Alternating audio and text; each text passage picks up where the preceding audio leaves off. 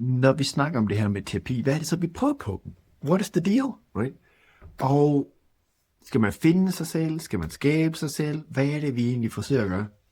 Det jeg har set igennem mange samtaler med klienter, det er, at hvis du har tillid til dem, de ressourcer, de har brug for, de findes i dem. Right?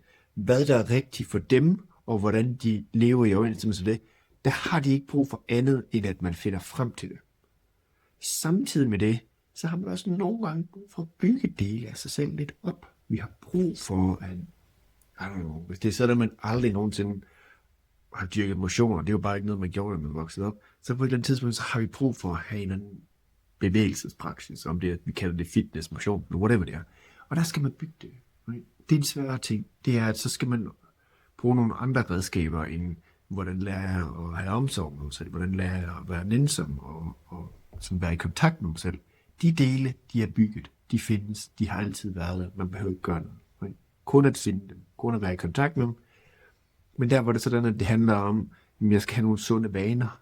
Det er tit ADHD-området, vi snakker om der. Der skal vi bygge ting. Og det er fedt. Og det er også udfordrende. Men man kan skabe et fantastisk liv. Right? Så det er forskellen på at bygge og finde, så at sige.